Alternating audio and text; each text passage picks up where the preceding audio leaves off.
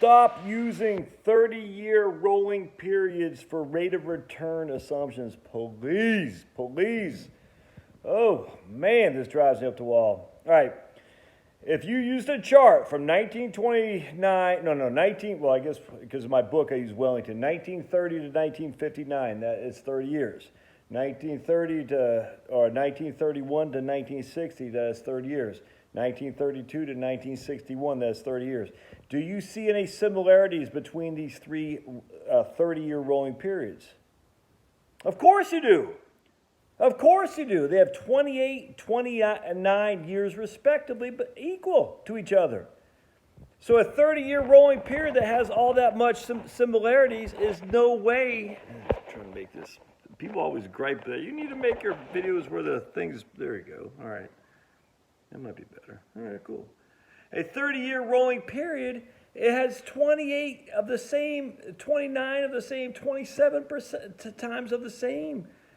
That's not random. That's not statistically relevant. It's just not. You need to stop using these and instead use standard deviations and average rates of return. I'm asking my man Daniel Kulibert, or if you go, I'm looking at his spreadsheets right now. If you go to Daniel, Kulibert, on YouTube, Kulibert, I don't know how we pronounce that, Kulibert? Anyway, but I just spelled it for you, Kulibert. You can see all his spreadsheets he does. You can buy them. I love them. I use them all the time, actually. And I'm asking him right now to create one where we're using what I'm using, which is a 6.5% rate of return on stocks with a 17.5% standard deviation, or was it 17? I can't remember. And then a 2% rate of return on bonds with a 7% standard deviation, and anything in between. I'm asking him to create a Monte Carlo analysis like that so we can get a gauge of what it would look like for underperforming relative to historical norms. Look, all right, let's just go back to the beginning of last century. The U.S. was essentially an emerging market, all right? An emerging market that was developed on capitalistic mentality, if that makes sense. Even with FDR saved capitalism, I'm telling you. FDR, Barney Frank, they saved capitalism.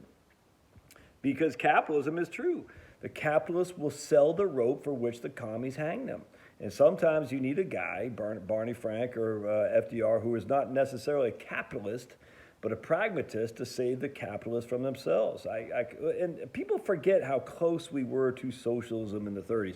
Not just because FDR, but socialism was all the rage back then. You'll get people like Whittaker Chambers, even in the 60s, look like Daniel Horowitz and stuff. A lot of people felt socialism and communism was the way of the world.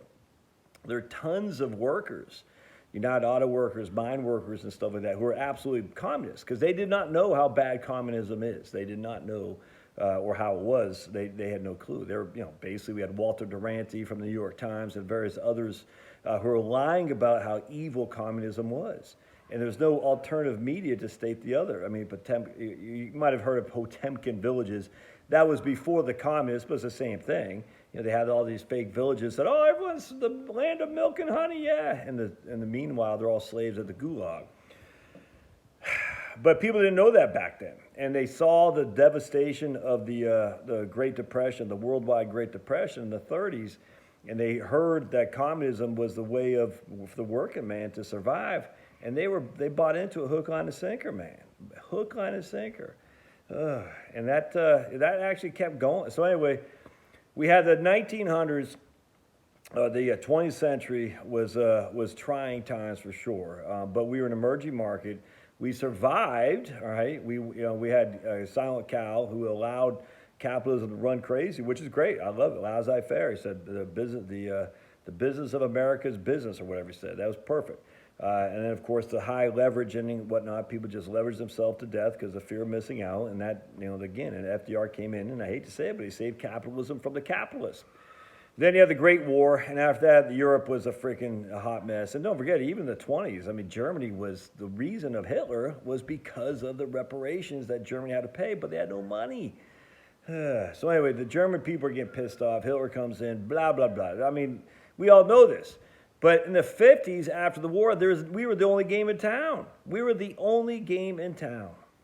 And when you're the only game in town, guess what? You get the cream of the crop, man. Everyone wants your products. Everyone wants to trade with you. We were the only game in town.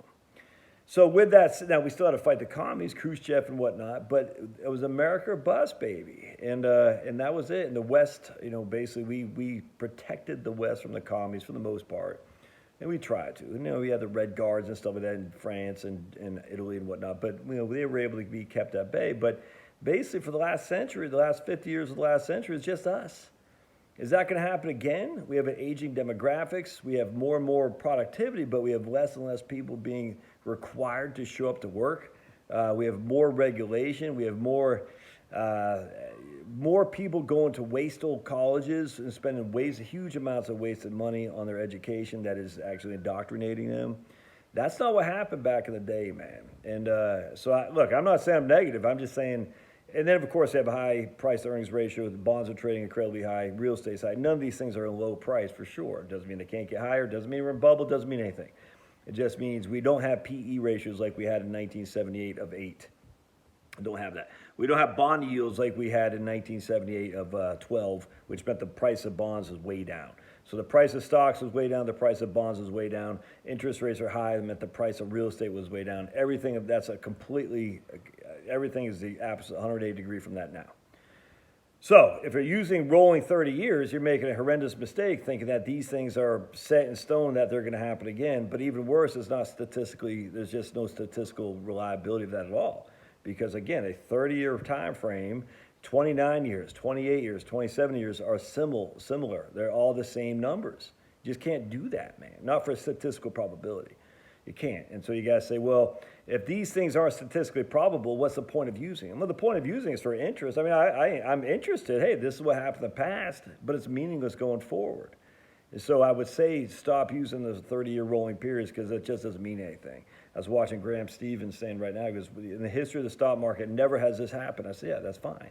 But that, again, of course, the 30-year rolling periods and 20-year rolling periods, that doesn't mean anything statistically. It just does not. If you have 30-year rolling periods going back to 1872, I think we only have 12 examples. And N of 12, the number of constituents in this probability, that's just not enough to make it statistically relevant. It's just not. So you got to find a different way. When Dan is done with his spreadsheet, I'll let you know, and you can go buy it from him. And that should give you a lot of thinking to do in terms of standard deviation and average rates of return. How are you getting the standard deviations? Well, I'm going to use historical numbers for that for sure. How are you getting average rates of return? We're using earnings growth year-over-year projections off Vanguard Capital Models market. Earnings growth year-over-year projections plus current dividend yield, easy. Current rates, average rates of return on stocks, bonds, current yield 2%. Essentially, that's not even a 30-year treasury, but 30-year treasury and corporate bonds roughly 2%. Standard deviation is historical. The standard deviation is just a volatility. It's no big deal. So, anyway, that's what I'm using. Hey, I'd love to hear your thoughts. We'll see you.